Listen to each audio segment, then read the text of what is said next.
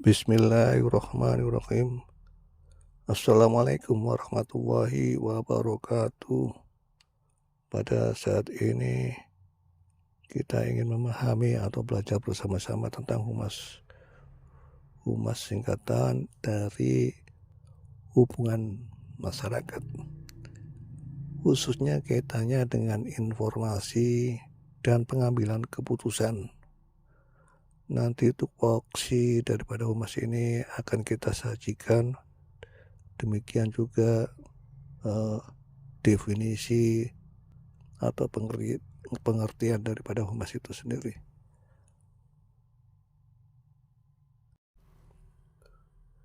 Nah, ini tugas pokok dan fungsi daripada humas. Secara definisi, humas itu adalah bagian yang disiapkan untuk bertanggung jawab dalam mengelola komunikasi dan hubungan antara organisasi dan masyarakat. Untuk mengemban tugas tersebut, humas harus bisa melakukan komunikasi, bisa menyampaikan informasi tentang organisasi. Juga dalam rangka mempromosikan apa yang menjadi produk daripada organisasi, memperkenalkan diri dari organisasi kepada masyarakat sehingga masyarakat tahu dan sadar dan lama-kelamaan ada hubungan baik dengan organisasi dan citra organisasi akan menjadi lebih baik pula. Jadi ini relasi untuk membangun dengan masyarakat. Juga tidak kalah penting adalah media-media dan pihak-pihak lain, termasuk juga otoritas setempat ataupun swasta yang menjadi mitra kerjanya. Di samping itu, humas harus tahu secara dini apa krisis-krisis yang terjadi di masyarakat, kritik-kritik yang mungkin merupakan kontroversi atau kabar burung atau rumor. Semuanya harus kita analisa apa yang menjadi opini publik, kemudian kita bisa menarik suatu kesimpulan dan rekomendasi.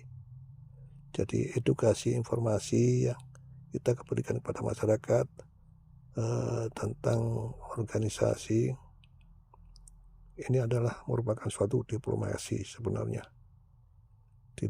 Diplomasi daripada humas yang mewakili organisasi kepada pihak-pihak yang terkait. Pada intinya untuk meningkatkan citra dan reputasi organisasi sehingga kepercayaan dari masyarakat itu tetap ada, mengurangi konflik atau kritik-kritik yang berkembang harus kita respon, jangan sampai tidak diketahui. Masyarakat juga tetap sadar tentang organisasi ini dan bisa memberikan partisipasinya sehingga bisa mendukung, berkontribusi terhadap pencapaian daripada tujuan organisasi. Berikut ini bagian antara tugas pokok daripada humas dan implikasi-implikasinya.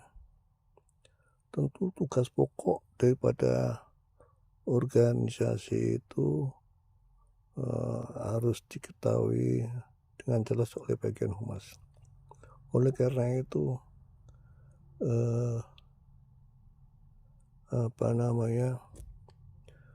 SDM daripada humas itu harus punya keterampilan yang utama, yaitu komunikasi yang efektif, komunikasi yang sederhana, bahasa dialek yang umum, jangan sampai berbelit-belit atau tidak dipahami, dan jangan sampai komunikasi yang dilakukan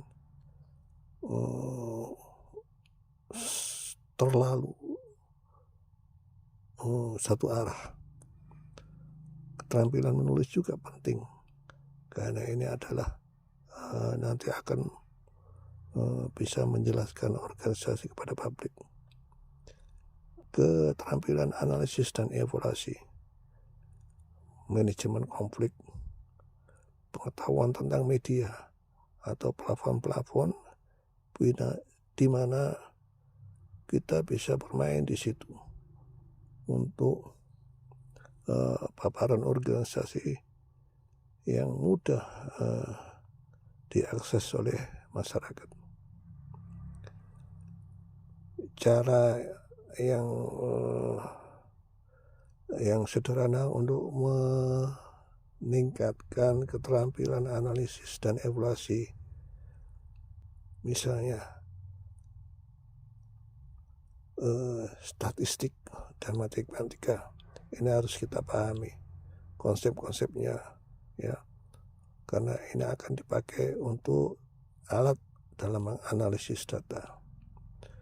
Kemudian tool yang dipakai, jadi harus familiar dengan perangkat lunak untuk analisis elektronik seperti Excel, SPSS, dan lain sebagainya.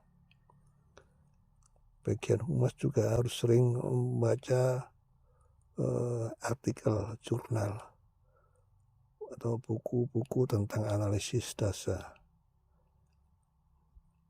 Buku-buku tentang analisis data, jadi di situ ada pustakanya, sehingga punya wawasan yang mumpuni.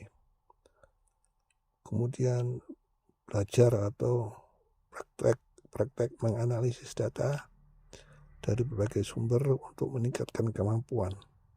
Kalau perlu mengikuti kursus-kursus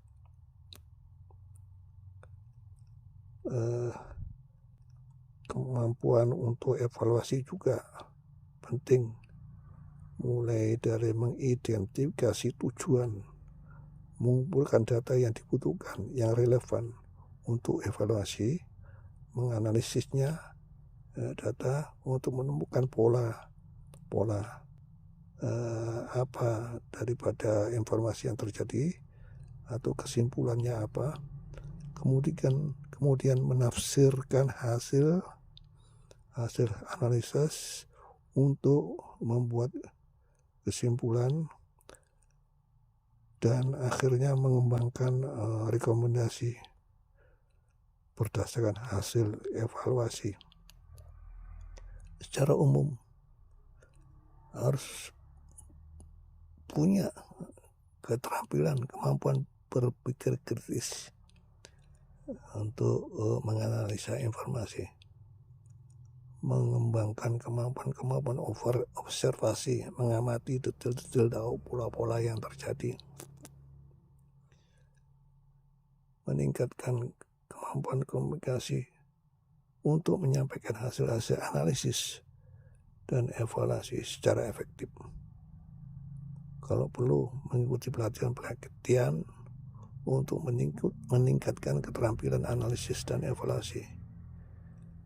Sering juga harus membaca hasil-hasil studi kasus untuk memahami apa kasus-kasus dalam penarikan analisis dan evaluasi.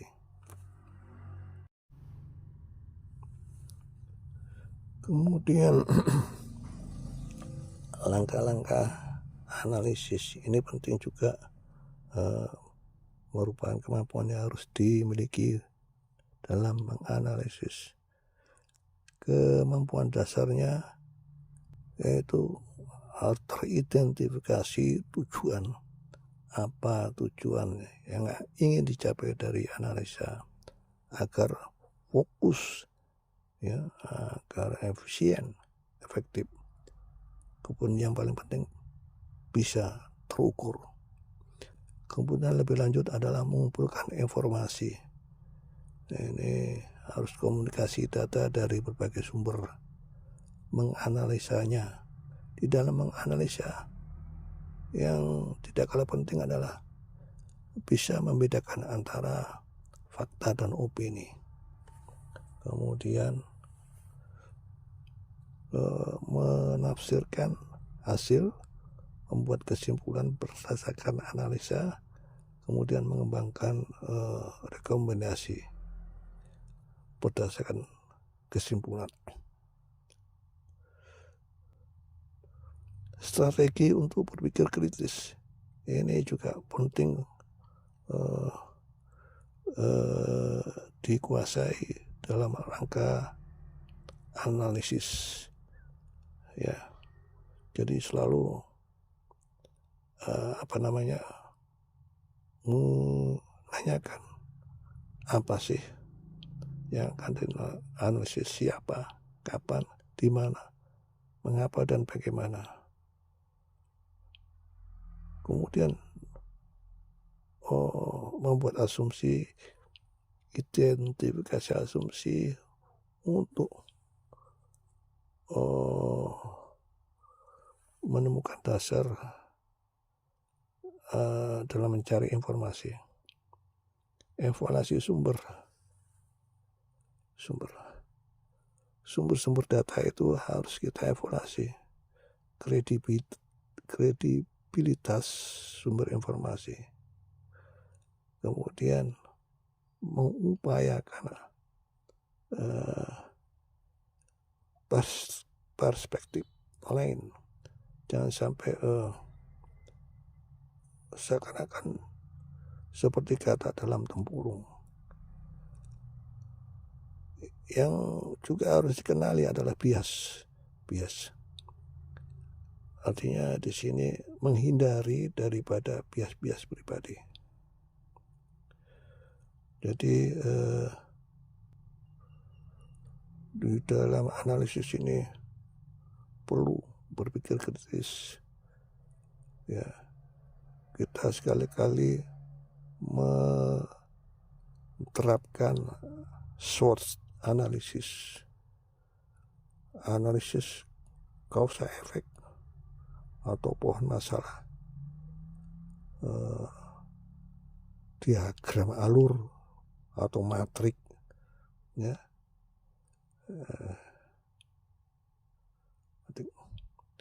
Sehingga memang di humas harus ada tempat pustaka, bisa membaca buku-buku, jurnal-jurnal, artikel ilmiah, ya.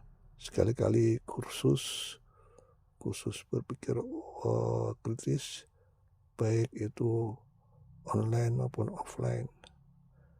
Sering juga diskusi dengan ahli, ya. Kemudian juga menerima umpan balik yang kita terima dari orang lain untuk meningkatkan kemampuan. Ada dua hal yang juga perlu kita simak. Keduanya merupakan informasi, yaitu satu fakta, yang kedua juga opini.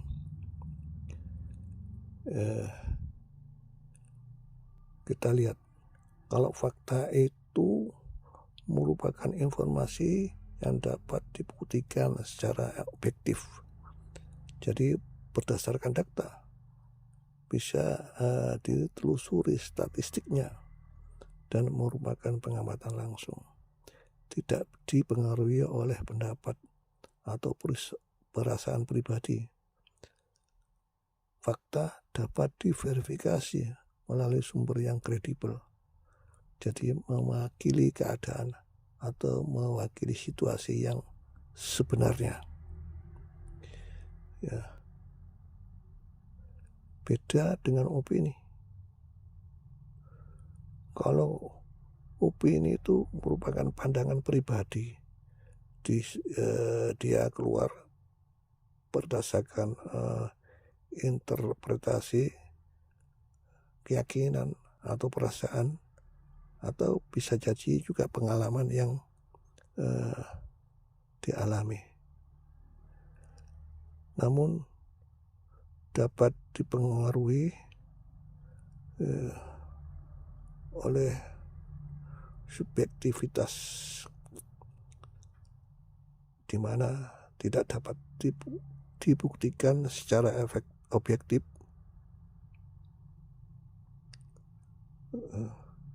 dan hanya merupakan pandangan individu. Yang menjadi perbedaan utama yaitu objektivitas, ya.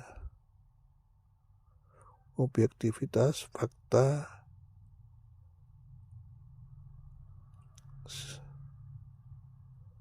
kemudian pembuktian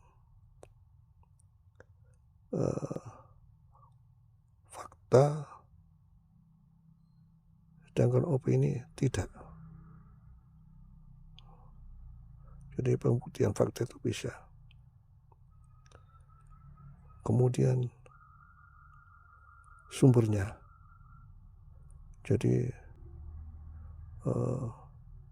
fakta ada dasarnya, sedangkan opini hanya pendapat publik, pendapat pribadi.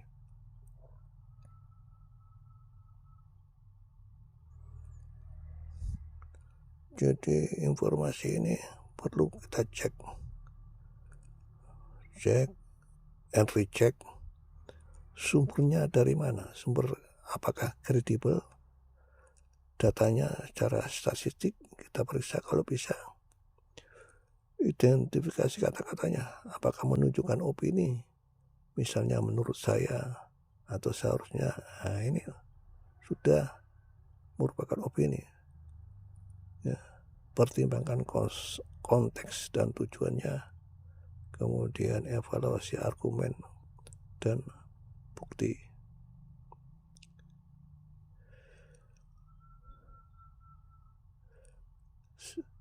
Oleh karena itu di dalam menganalisis suatu informasi kita harus bisa berpikir, jangan sampai membuat asumsi. Jangan menganggap asumsi itu benar, padahal tidak ada bukti. Tetap netral artinya hindari memihak atau mempunyai pendapat yang kuat. Harus mempertimbangkan sudut pandang, jadi mendengarkan dan pertimbangkan pendapat atau pandangan orang lain. Fokus pada fakta, prioritaskan informasi yang dapat dibuktikan, ya. Hindari bias-bias pribadi. Seperti pada awal tadi diuraikan, membahas daripada humas, kemudian mendeskripsikan analisis, cara berpikir kritis, dan pada akhirnya bisa membuat suatu kesimpulan yang sebaik-baiknya. Di dalam mengambil atau membuat suatu kesimpulan, langkah awal pertama adalah menentukan tujuan. Tentu apa yang ingin dicapai dari analisis. Kemudian kumpulkan informasi-informasi yang merupakan data dan informasi relevan. Baru kemudian membuat analisis. Membuat analisis ini poin utama itu mengidentifikasi poin-poin utama dari informasi. Kemudian kita kategorikan informasi-informasi dalam beberapa kategori. Kemudian kita bisa melihat apa pola daripada informasi, hubungan-hubungan antara informasi, yang terjadi bagaimana, apakah ada, kemudian evaluasi kekuatan informasi, evaluasi kelemahan daripada informasi. Kemudian baru kita menyusun suatu kesimpulan. Buat ringkasan dari poin-poin utama. Kemudian lakukan identifikasi kesimpulan utama. Buat kalimat yang sederhana sebagai kesimpulan secara singkat. Periksa apakah ada konsistensi dengan data-data yang dianalisa. Setelah itu langkah akhir adalah verifikasi kesimpulan dengan sumber lain. Ini juga penting, melakukan verifikasi. Kemudian revisi barangkali kalau diperlukan. Kemudian kita presentasikan kesimpulan dengan jelas dan efektif.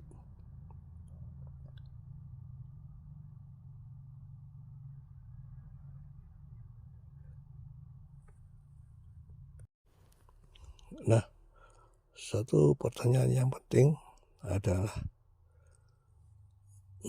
apakah tujuan tercapai? Ini penting. Terima kasih. Silakan memberikan komen kepada paparan ini, like dan subscribe. Terima kasih.